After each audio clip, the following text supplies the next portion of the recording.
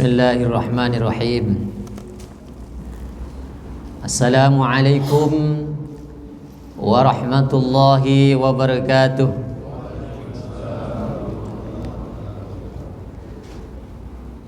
Alhamdulillahi rabbil alamin. Assalatu wassalamu ala sayyidina Muhammadin habibi rabbil alamin, imamil muttaqin, sayyidil anbiya'i wal mursalin, sayyidina wa habibina wa syafi'ina wa maulana Muhammadin wa ala alihi wa sahbihi ajma'in. Amma ba'd. Ayyuhal hadirun wal hadirat rahimakumullah. Bagaimana kabar Bapak Ibu? Sehat ya? Alhamdulillah. Allah limpahkan berbagai macam nikmat kepada kita sebagai umat Nabi Muhammad sallallahu alaihi wasallam. Dengan cinta dan kasih-Nya, dengan kudrat dan iradat yang penuh kasih sayang, Allah masih memberikan kesehatan sekaligus kesempatan kepada kita, sehingga bisa hadir di tempat yang mulia ini untuk sama-sama melaksanakan kewajiban kita sebagai makhluk kepada Al-Khaliq Sang Pencipta, Allah Subhanahu wa ta'ala. Berbuat istiqomah mudah di lisan, berat di perbuatan. Betul. Pada hari ini kita juga beribadah, ini wujud dari keistiqomahan di dalam kita beragama, menjalankan semua ajaran, termasuk anjuran dari Nabi Muhammad sallallahu alaihi wasallam untuk selalu ta'lim, belajar, mengkaji ilmunya Allah Subhanahu wa ta'ala, agar kita lebih sadar bahwa kita ini banyak kekurangan, agar kita insaf menyadari bahwa kita ini adalah makhluk, agar lebih mengenal diri kita, sehingga kita akan mengenal siapa Tuhan kita. Maka hal ini diajarkan oleh Al-Imam Ghazali, man arafa nafsahu faqad arafa rabbahu. Barang siapa yang tahu dirinya, mengenal kepada dirinya, maka akan mengenal siapa Tuhannya. Ngaji bukan tujuan hanya bisa dan tidak biasanya, tapi lebih mengenal kepada diri kita, lebih menyadari, untuk menghilangkan sifat-sifat ego kita, untuk mendekatkan diri kita kepada Allah Subhanahu wa ta'ala. Maka perbuatan istiqomah itu butuh perjuangan, sehingga dalam hal lain ditegaskan al-istiqamatu khairum min alfi karamah. Istiqomah itu lebih mulia ketimbang 1000 karomah. Tuh. Ini istiqomah ini luar biasa Bapak Ibu ya. Apalagi kalau pengajian gak di mana-mana, apalagi kalau subuh, butuh perjuangan tuh. Karena Masya Allah godoannya dingin, ngantuk, capek, apalagi hari libur. Karomah adalah kebaikan yang diberikan oleh Allah kepada hamba yang dikehendaki. Maka ini ada korelasinya dengan hidayah. Hidayah adalah petunjuk yang Allah berikan kepada hambanya yang Allah kehendaki. May yahdillahu fala mudhillalah wa may yudlil fala hadiyalah. Barang siapa yang sudah mendapatkan petunjuk, hidayah dari Allah, maka satu negara ingin menyesatkan gak bakal bisa, Bapak Ibu. Ini kalau orang sudah dapat hidayah dari Allah.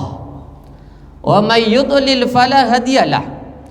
Begitupun sebaliknya, jika seorang hamba sudah tidak mendapatkan hidayah, disesatkan oleh Allah, maka satu dunia ingin membantunya tak mungkin bisa. Maka yang terbaik bagi kita adalah yang sangat tepat bersyukur kepada Allah. Wujud syukurnya apa? Bisa dengan mengucapkan kalimat hamdalah alhamdulillahi rabbil alamin. Mudah tuh di lisan. Mungkin siapa saja mampu mengucapkan. Bahkan non muslim pun insya Allah bisa tuh. Alhamdulillah gitu. Dan kalau kami kebetulan di daerah kami tetangga dengan non muslim itu sudah biasa. Ada Kristen, Katolik, Hindu, Buddha, Konghucu. Jadi hal-hal demikian itu sudah biasa, Bapak Ibu. Jika saudara kita mampu mengucapkan kalimat tersebut, bagaimana dengan kita? Sudah tersaingi rasanya. Maka wujud syukurnya harus ditingkatkan. Melalui apa? Melalui perbuatan. Ini butuh perjuangan ini. Yang disebut dengan syukur bil arkan. Syukurnya dengan perbuatan. Maka kesehatannya digunakan untuk beribadah, lisannya digunakan untuk beribadah dalam konteks dan konsep yang berbeda-beda. Kemudian kita wujudkan dengan syukurnya syukur bil qalbi, menerima segala ketentuan Allah, menerima segala kudrat dan iradatnya Allah. Allahumma salli wa sallim wa barik ala Sayyidina Muhammad wa ala ali Sayyidina Muhammad. Wasilah kita bersalawat kepada Rasulullah, mudah-mudahan menambah rasa cinta rindu kita kepada Nabi Muhammad sallallahu alaihi wasallam. Sekalipun tak pernah hidup di zamannya, pun tak pernah melihat wajahnya beliau yang sangat mulia secara langsung, tapi kita yakin bahwa beliau adalah Rasulullah. Bapak Ibu yakin? Yakin, percaya, iman, beriman, meyakini, dan kita mengikrarkan diri dengan dua kalimat syahadat, asyhadu an la ilaha illallah wa asyhadu anna Muhammadar Rasulullah. Kita semuanya meyakini, bersaksi bahwa satu-satunya Tuhan yang berhak disembah oleh kita dan oleh semua makhluk hanyalah Allah Subhanahu wa ta'ala, dan Nabi Muhammad adalah utusannya.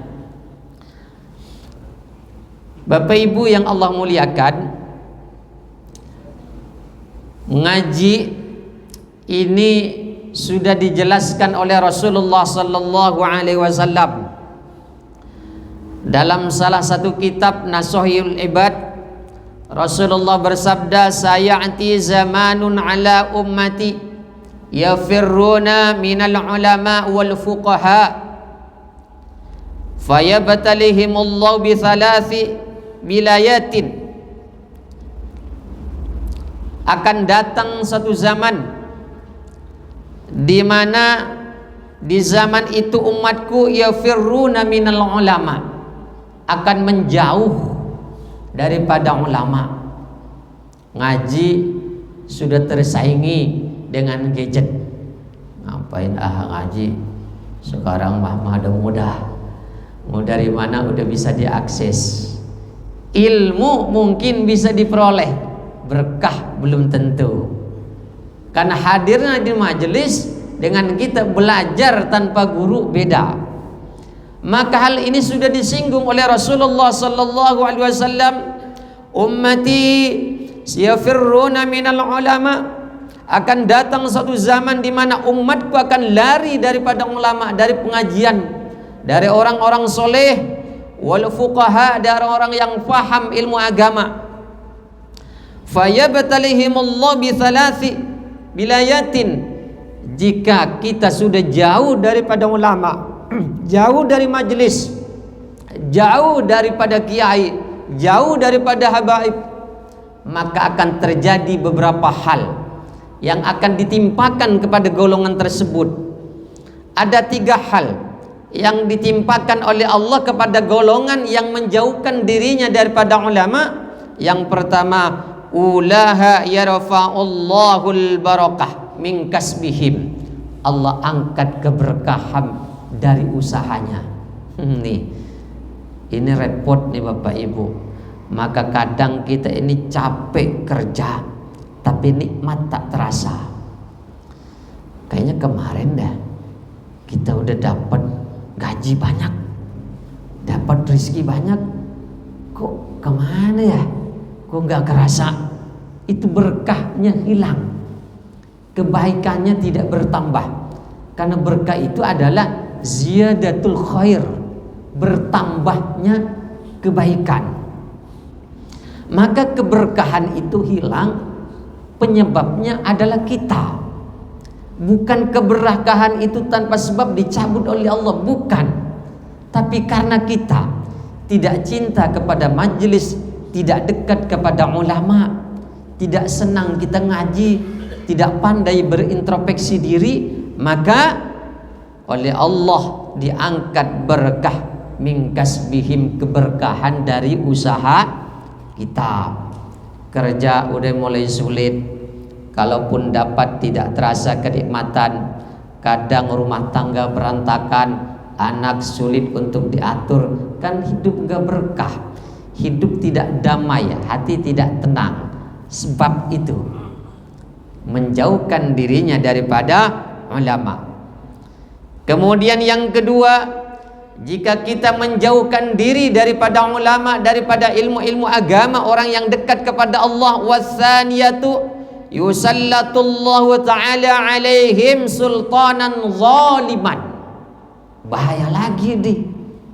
Apa yang akan ditimpakan oleh Allah? Yang nomor 2. Yang kedua, akan diberikan pemimpin yang zalim, yang tidak berpihak kepada rakyatnya, yang tidak membela umatnya, yang tidak mendidik warganya.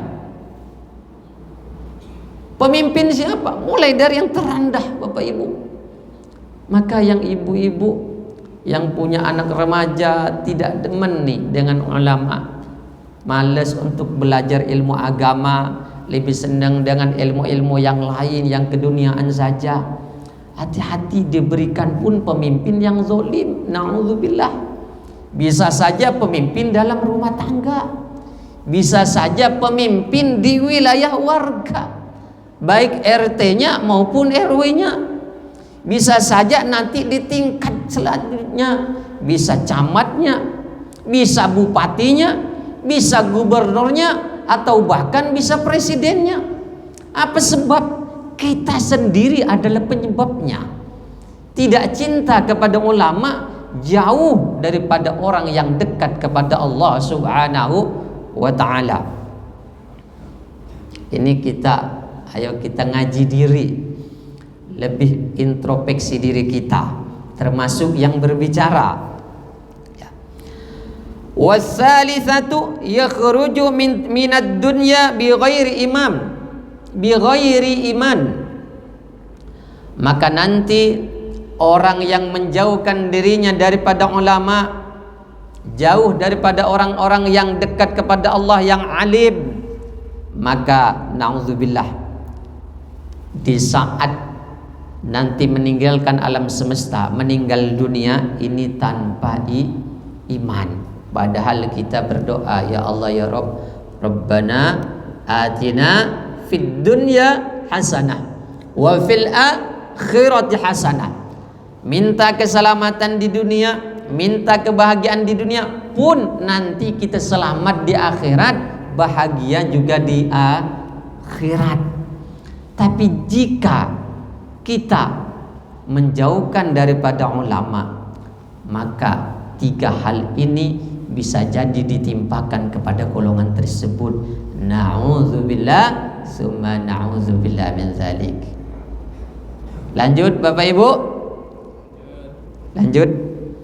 Baik, sallallahu ala Muhammad, sallallahu alaihi wasallam,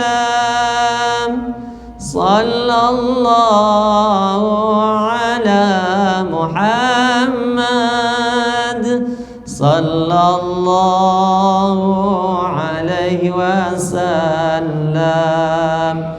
Ya Nabi salam alaika, ya Rasul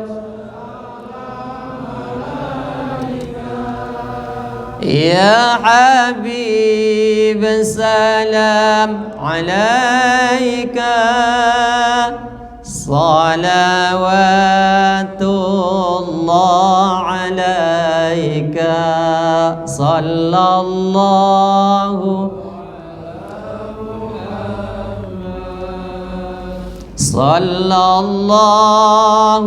alaihi, sallallahu ala Muhammad, sallallahu alaihi wasallam. Allahumma shalli wa sallim wa barik ala sayyidina Muhammad wa ala sayyidina Muhammad. Para jemaah, Bapak Ibu sekalian yang Allah muliakan, pada hari ini kita mengkaji dengan tema harmoni dalam 3 dimensi. Hal yang sudah tidak langkah kata harmoni terdengar di telinga kita. Maka ketika ada kalimat narasi yang berucap kalimat harmoni adalah keselarasan. Dalam rumah tangga kan butuh harmonis, betul Bu? Betul ya. Kalau dalam rumah tangga nggak harmoni gimana? Tiap hari berantem. Seperti dengan kajian yang sebelumnya yang kami sampaikan, ada rumah tangga model pasar. Tiap hari ribut seperti di pasar, seperti orang jualan. Ada juga rumah tangga model masjid, tuh mantep tuh. Ya. Kadang ngaji, kadang juga ada yang mengumumkan, kadang ada yang membaca Al-Quran dan sebagainya.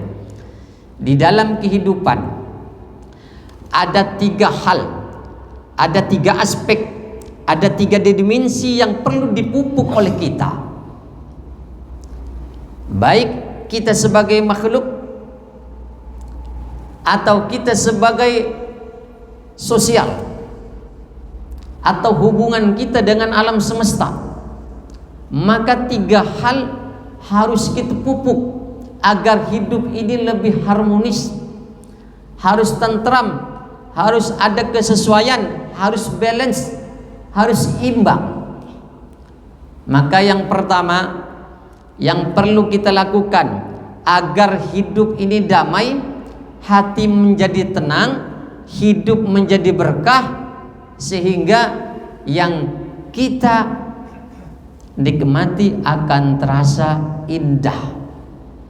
Yang pertama, hubungan kita dengan Allah disebut dengan hablum minallah atau hubungan uluhiyah.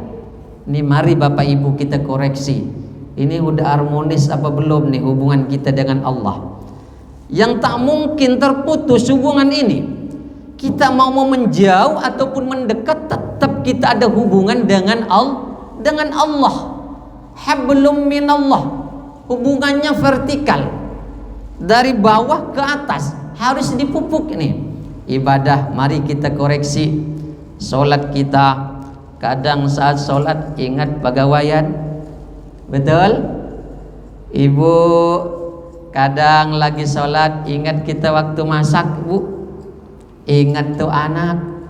Apalagi sholat tarawih itu kita kadang ya, mungkin kalau di sini enggak, di sana negara lain kalau sholat tarawih udah dicari imam yang paling gercap. Betul. Jumlah rakaatnya yang lebih sedikit, Kalau ayatnya panjang-panjang sudah kagak betah.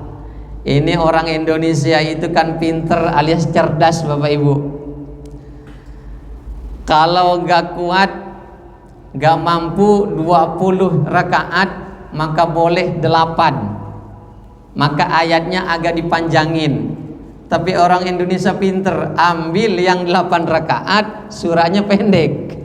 Sementing masah menjalankan ajaran Allah. Tapi gak masalah hal demikian. Kadang kita ini ibadah ini kan tuntutan. Jarang ibadah disertai dengan keikhlasan, karena itu butuh perjuangan. Maka hubungan kita vertikalnya, hubungan uluhiyah kita dengan Allah, hubungan hablum minallah diperbaiki. Agar apa? Agar harmonis di dalam kita mengarungi kehidupan. Karena kita ini tidak lepas daripada hubungan kita dengan Allah Subhanahu wa ta'ala. Mau terpisah dari mana? Napas pun dikasih Allah, tidur dikasih Allah. Itu tadi kata Pak DKM, setelah kita meninggal, setelah mati, kemudian dihidupkan kembali, maka mau tidur kita diajarkan untuk berdoa Bismikallahumma ahya wa amut. Kemudian bangun tidur diajarkan oleh Rasulullah untuk mengucapkan kalimat doa Alhamdulillahilladzi ahyana ba'dama amatana wa ilaihin nusur. Kita memuji kepada Allah yang Allah menghidupkan setelah kita mati. Kan mati itu Pak, kita ini kan tidurnya beda dengan Rasulullah. Kalau tidurnya Rasulullah hanya merem matanya, tapi hatinya tetap ada ta'alluq kepada Allah, hidup hatinya. Wah, kalau saya mah ya mata terpejam, hati juga mati itu Pak ya, enggak ingat apa-apa. Itu kalau kita. Maka hubungan ini harus dipupuk terus.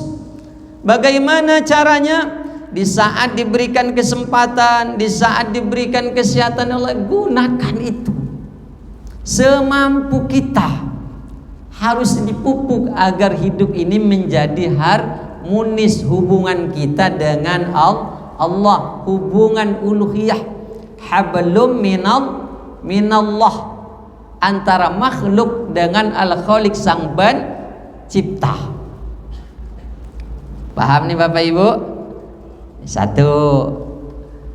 Kemudian dimensi berikutnya yaitu hubungan insaniyah, atau dengan istilah lain hablum minan nas. Lebih kompleks lagi ini. Kalau kita punya salah kepada Allah, maka Allah punya sifat yang tidak dimiliki oleh makhluk. Apa sifatnya? Ghafurur Rahim, Maha Pengampun, Maha Penyayang. Maka berapapun banyak jumlahnya dosa kita, maghfirah Allah jauh lebih luas. Ini kita ahli pendosa, seluas gunung, seluas lautan, maghfirah Allah jauh lebih luas. Bahkan orang yang banyak dosanya, dengan satu perbuatan amal soleh Bapak Ibu sekalian, itu bisa diampuni oleh Allah. Kita masih teringat dengan kisah, dan ini sahih dalam hadisnya. Satu saat ada seorang pemuda jalan di padang pasir. Orang yang ahli maksiat, mabuk-mabukan, bezina, berbagai macam perbuatan maksiat yang telah dilakukan. Tapi karena satu perbuatan, ada seekor anjing yang kehausan hampir mati. Kemudian di dalam kisah tersebut diambillah sandal pemuda tersebut, dicopot, maka dicelupkan ke sebuah sumur, maka tetesan air dari sepatunya atau sandalnya diminumkan kepada seekor anjing. Maka anjing menjadi sehat, menjadi bukar, tidak jadi mati. Gara-gara perbuatan yang soleh, yang baik ini Bapak Ibu sekalian, dosanya diampuni oleh Allah. Tuh, itu hati-hati kita nih. Kalau hubungan dengan manusia lebih kompleks, lebih rumit Bapak Ibu sekalian. Kalau hubungan dengan Allah cepat terampuni karena Allah Maha Pengampun. Yang penting kita ini mohon ampun kepada Allah, minta kepada Allah. Seberapa banyak dikasih oleh Allah, bahkan belum minta udah dikasih. Nih kita nih lahir ke dunia, enggak ada yang minta kita dilahirkan ke dunia. Kita sampai sehat begini, kita enggak minta sehat terus karena terbatas kita untuk berdoa kepada Allah lisan kita tanpa diminta dikasih oleh Allah. Ini rezeki kita nih, rezeki kita kan enggak tahu nih nanti siang, pagi ataupun malam enggak tahu. Bapak-bapak juga enggak kepikiran ini kan, tahu-tahu rezeki udah disiapkan tuh di belakang. Itu kan rezeki itu kan tanpa diminta itu. Allah Maha tahu. Tapi beda dengan manusia. Sok bapak minta sekali mungkin dikasih, ya kan? Apalagi besar, sedikit aja, sedikit tuh. Masya Allah. Jangankan minta, cerita Pak.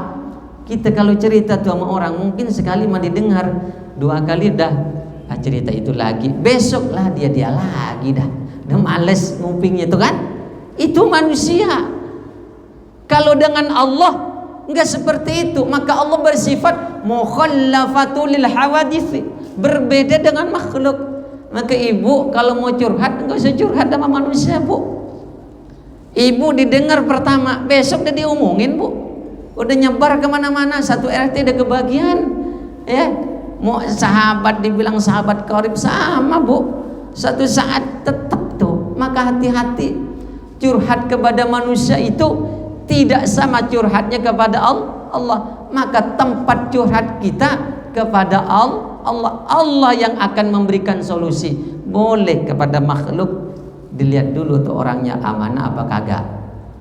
Jangan-jangan sekarang curhat 2 menit ke depan udah 1 RW tahu semua. Tuh hati-hati. Bukan nanti memberikan solusi. Akhirnya apa? Lah tahu gitu mah gua kagak cerita sama dia. Tuh, kitanya salah milih, Bu. Bener, Bu? Hati-hati kita. Curhat sama tetangga, ya curhat sama teman. Hati-hati. Ya. Karena sifat manusia beda dengan sifat Allah. Kalau Allah mukhallafatul lil hawadits, dengan sifatnya Ghafurur Rahim. Nih hubungan dalam rumah tangga harus dipupuk. Hubungan dengan anak, dengan tetangga. Nih hablum minan nas. Hubungannya insaniyah, hubungan sosial. Harus ada kepedulian, kan begitu. Harus ada sifat kasih sayang. Tapi ada yang tadi satu lagi, jika yang seorang pemuda banyak dosa, hanya satu perbuatan dia berbuat soleh, memberikan minum kepada seekor anjing, terampuni dosanya oleh Allah Subhanahu wa ta'ala. Tapi ada seorang wanita yang amal solehnya banyak, tahajud mungkin tiap malam, sedekah tiap pagi, umroh tiap bulan, puasa sunnah udah dilaksanakan Senin Kamisnya, Daudnya, Asyura dan sebagainya. Tapi apa, Bu? Satu perbuatan, dia mengurung seekor kucing. Kucingnya kagak dikasih makan, akhirnya kucingnya jadi mati. Tuh hati-hati nih, ya hati-hati. Akhirnya walaupun banyak pahalanya, banyak ibadahnya, mendatangkan murkanya Allah Subhanahu wa ta'ala.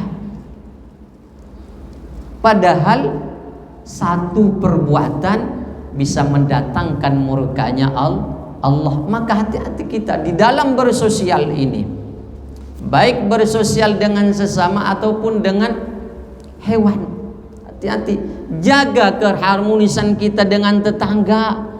Tuh, Bu, kadang kita ini tetangga jauh lebih baik ketimbang saudara. Bahkan di saat butuh tetangga yang duluan, betul. Ini saudaranya ada yang jauh, gak tahu waktu sakit yang jenguk duluan siapa. Apalagi kalau udah meninggal, yang jenguk duluan, yang ngurusin duluan siapa? Kan tetangga itu, teman kita. Harus harmonis tuh. pupuk hablum minan nasnya. Jangan sampai nanti ada celah. Kalaupun ada kekurangan, mah biasa saja. Kalau kita kepengen mendapatkan sahabat yang sempurna, mendapatkan pasangan yang lengkap, yang tidak ada cacatnya, maka sampai kiamat kurang 2 hari nggak bakal dapat tuh ya, karena nggak ada manusia yang sempurna. Guru kami menyampaikan, di balik kekurangan terdapat kesempurnaan. Maka kekurangan manusia itulah kesempurnaan pada diri manusia. Karena memang sunnatullah, Allah ciptakan manusia itu diberikan kekurangan, dan itulah bentuk kesempurnaan. Maka kita tidak bisa hidup sempurna, apalagi ingin mendapatkan pasangan, sahabat, tetangga yang sempurna.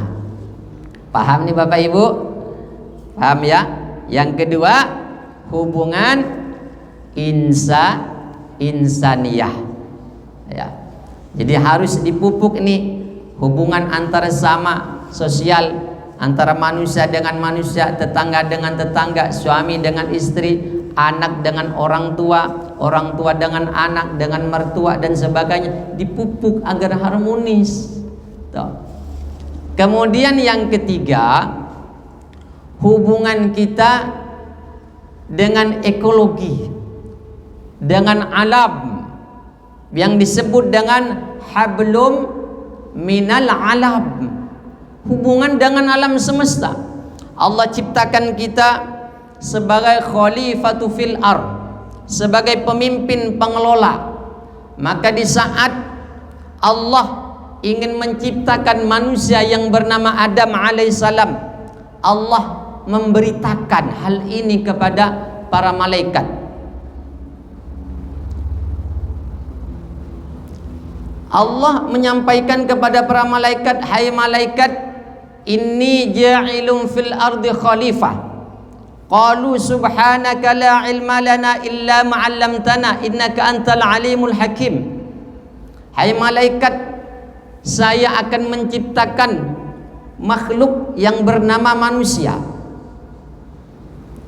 Oleh malaikat dijawab, ya Allah, bukankah Engkau telah menciptakan dulu penduduk di muka bumi ini, tapi warganya, penduduknya adalah membuat kerusakan di muka bumi ini.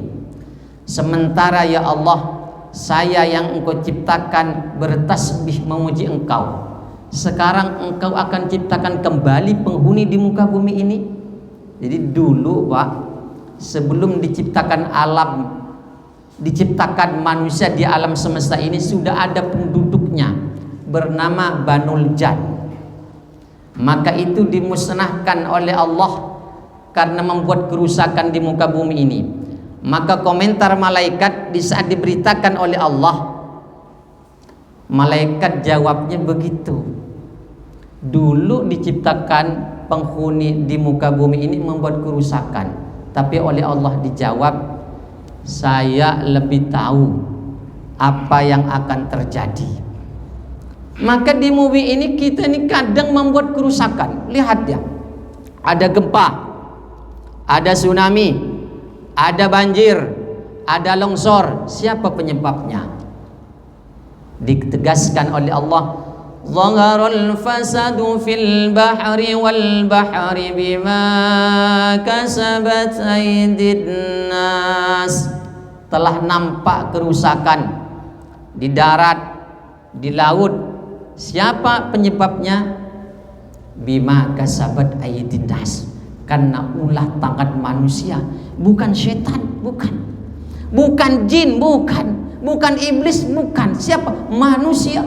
Kenapa? Hubungannya tidak dipupuk dengan harmonis, tidak bisa mampu menjaga alam semesta. Alam ini dinikmati, dijaga, dirawat. Makanya jangan salah, kalau nanti gunungnya batuk. Kalau gunung batuk Pak, enggak cuma dibatukin yang melakukan, tapi semuanya kena. Hati-hati nanti kalau lautnya sampai mengeluarkan air mata, ngalir sampai ke Arafah, itu. Kenapa? Karena kitanya sendiri tidak mampu merawat lautan, tidak mampu menjaga gunungnya, tidak mampu merawat udaranya.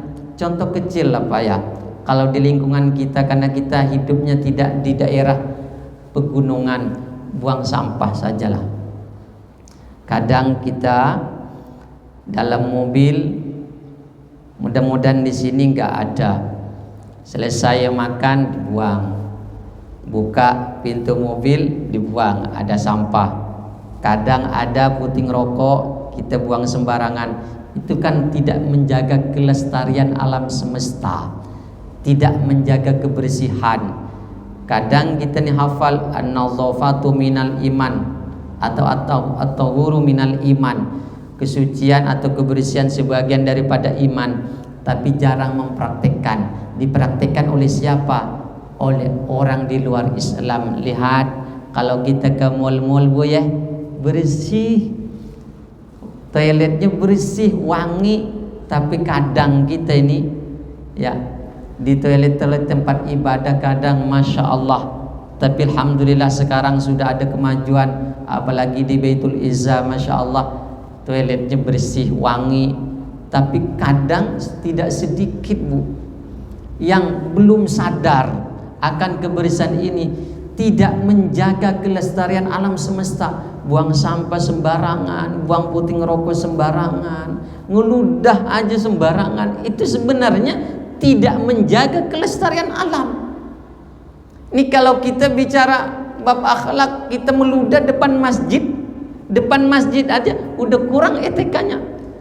Kalau orang sufi, orang yang ahli tasawuf pasti menghindari dirinya meludah depan masjid tuh. Kalau kita ingin menjaga hati kita. Dan itu amalan-amalan yang dilakukan oleh orang-orang yang dekat kepada Allah. Hubungan harmonis. 3 hal ini kita lakukan, hidup tenang, hidup damai. Kenapa tidak? Hubungan vertikalnya hablum minallah dengan Allah dipupuk terus. Walaupun kita nggak sempurna di dalam beribadah. Ini kan kita sulit untuk khusyuk, tapi sholat aja terus laksanakan, paling tidak besyariahnya udah suci, pakaiannya suci, tempatnya suci ya, kemudian rukunnya sudah terpenuhi, syaratnya sudah terpenuhi, maka insya Allah sudah diterima oleh Allah. Masalah khusyuk dan tidaknya kembali lagi ke hati masing-masing. Laksanakan. Sudah bagus ini hubungan kita vertikalnya, maka hubungan horizontalnya, hablum minan nasnya harus dipupuk juga. Karena kita ini juga makhluk sosial. Tiap hari dilihat kelebihan orang, tidak dilihat kekurangan. Kan kekurangan pasti ada. Kemudian yang ketiga, jaga hubungan kita dengan alam semesta, hablum minal alam, hubungan dengan ekologi, dengan alam semesta. Karena kita diciptakan oleh Allah sebagai khalifatu fil ar, pengelola, penikmat, tapi suatu saat diminta pertanggungjawabannya oleh Allah Subhanahu wa taala. Paham Bapak Ibu?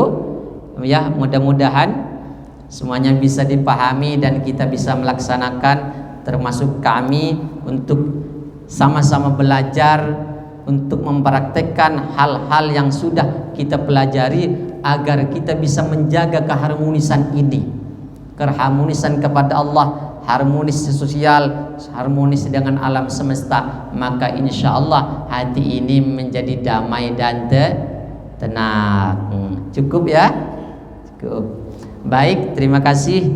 Demikian yang bisa kita sampaikan, bisa kita pelajari pada hari ini. Terima kasih banyak atas perhatiannya. Mohon maaf atas segala kekurangan. Wallahu muwaffiq ila aqwamit thoriq. Wassalamualaikum warahmatullahi wabarakatuh. Allah